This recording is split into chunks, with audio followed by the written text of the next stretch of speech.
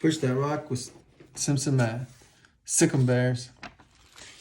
So we have this question. What is greatest area of a rectangle inscribed under this curve? This type of problem, you can usually sense it when you hear the EST suffix, is called an optimization problem. In an optimization problem, you're either trying to maximize something, which we're doing here, or maximizing area, or you're trying to minimize something, like use the least amount of surface area, use the least amount of materials to build something. Maximize your profits. So in an optimization problem, you'll hear the words greatest, least, smallest, largest, fastest, slowest, and you're trying to find a max or a min. Now here are the steps. You draw a diagram and assign variables. Well, we're trying to find something inscribed under this curve. So we'll graph this curve, which we already studied this curve. It has a maximum at 10. It has points of inflection at 1 over root 3, which is slightly bigger than a half, maybe 0.6, and up here. So there's a mirror image of it right there. And between the inflection points in the middle, it was concave down. And then it was concave up thereafter. Maybe if we put in 1 point, if I put in 2, well, then we get 5, so it's 4. So 1, 2, 3, 4. So negative 2 is going to be 1, 2, 3, 4. So it's coming down and it's going to flatten out. Oops, missed it. Okay, so there's a picture of the curve. And when they say inscribed, what is the greatest area of a rectangle? Inscribed, normally you're thinking like a circle, and you put some polygon in here, and an inscribed polygon has all the vertices on the circle. Well, we don't have a circle here. We have this curve. Well, we can't put all the vertices on this curve. So what does this phrase under the curve mean? Well, it means some of the vertices are on the curve and some are on the x-axis. So we have some situation where maybe the vertices are there, and then there's a pair of vertices down here, and it's a rectangle. This would be inscribed under the curve. And that's not the only possible one. I mean, this is another one. And I point this out because last time y'all had so much trouble with assigning variables. I wanted to use numbers all the time. So we're gonna have to assign variables. Another possible rectangle is one that looks like this. So notice there's all kinds of possible, and there's an infinite number of choices. And the key thing that determines them, seems to me, is where do you put this vertex? Because there'll be a mirror image over here, and then there'll be a vertex directly under this one and directly under. So placing this vertex, well, how do you place that vertex? Well, you choose how far over x you want to go, and then you go up from there. So x is a variable. X could go just the red distance, it could go the black distance, or it could go the green distance. So x is the variable. And what is x in this context? Well, we're trying to find the area of a rectangle, and clearly to me, x is half the width. So 1/2 the width, or 2x equals the width. Now, there's another dimension in a rectangle, and that would be the height or the length, whatever you want to call it. I'll call it height. And what is the height here? How do you spell height? I don't even know. It would be y. It's how far up we go. So we have drawn a diagram and assigned variables. That is step number 1. Okay. Step 2 is write the function to be optimized. Well, we're trying to optimize area. An area is going to depend on the width and the height. Well, the width was 2x and the height was y. So it's an area function that depends on x and y. So it's a vector value. And there it is. So we write the function to be optimized. Now, when you do this, it's going to have multiple variables. This is step 2. And we need to get it down to one variable. But before we do that, we need this step. Step 3 is to relate the variables in the optimization function with some other equation. Now, remember related rates when you had to come up with the equation? That was the hard part. This is the hard part.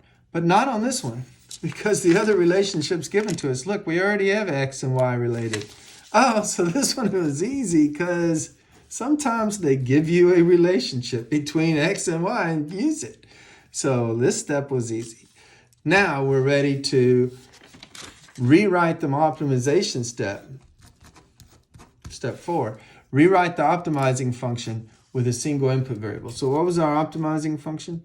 Well, I write so hard that I can see it here. It was 2x times y, but we want it to just depend on just one variable. So we'll put in for y what we know y is. Y is 10 over 1 plus x squared. That was on the previous slide. It was given to us that this function y equaled this function, so I'll plug in this function for y. And so this is my area function. Isn't that nice? I get 20x over 1 plus x squared. Okay, step 5, get the derivative. So we're going to get the derivative of that function. So the area function was that 20x over 1 plus x squared, and we need a prime. And we're going to do low, d high, derivative of 20x is 20, minus high, 20x, times the derivative of the low, which is 2x, all over the square of what's below. Oh, okay, that's pretty nice. Now, I see a 20 on either side of the minus, so the very first thing I'm going to do is factor that out. And on this side, I get a 1 plus x squared, and then on that side, I get a x times 2x, which is 2x squared, all over 1 plus x squared being squared. Now, when you combine like terms there, we find that's 1 minus x squared. And we have the derivative. I guess we could factor the top factors to 1 plus x times 1 minus x, but 1 minus x. I don't know why I wrote an x there. That's terrible. 1 minus x, but the bottom doesn't factor. And you could FOIL it out, but that doesn't help. Don't FOIL the bottom. I mean, you want things factored. Here it isn't factored for it. So there is the derivative. So that's step 5. Okay. Step 6, use the derivative to optimize. Okay.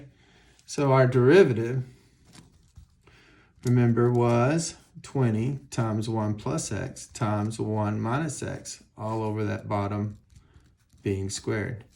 And when we optimize, we want to know, we're optimizing a function, we want to know the behavior of the function, but we use the derivative to do that. How? Well, we find where the derivative is negative. That tells us the function's decreasing. We find where it's positive. Tells us the function's increasing. But to know where the derivative is negative or positive, we start with where the derivative is. You're right, where it's 0. And this derivative is 0 at -1 and +1. But wait, our domain doesn't allow any negatives. It's 0. Why do I say that? Well, go back to your diagram. In fact, that's something we should do, is state restrictions. Okay, y is clearly positive. Look, it's always positive, okay? So y is clearly always positive.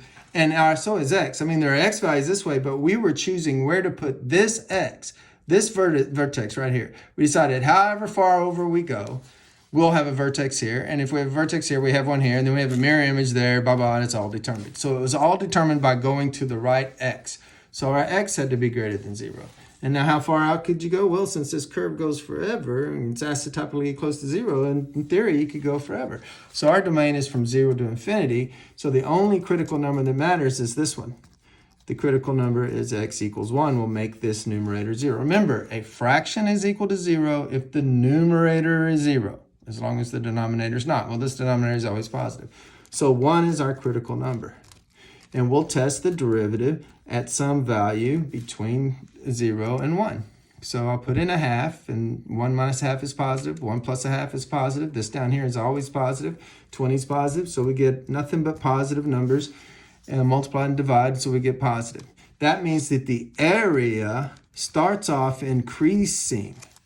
It starts off increasing. That means that when I first if I pick an x just a tiny nudge over, and I have a super skinny rectangle.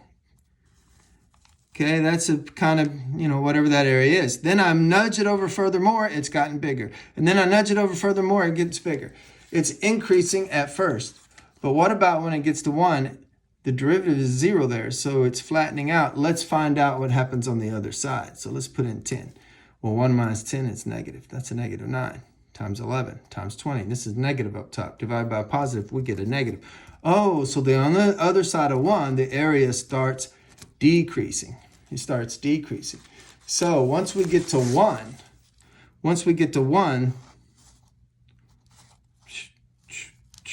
after we get here, every choice we get further over, we have a smaller area. So the maximum area turns out to be this one right in here. It increased until x was 1. So that guy right there is going to be the biggest area. So the area increases until x equals 1, then decreases afterwards.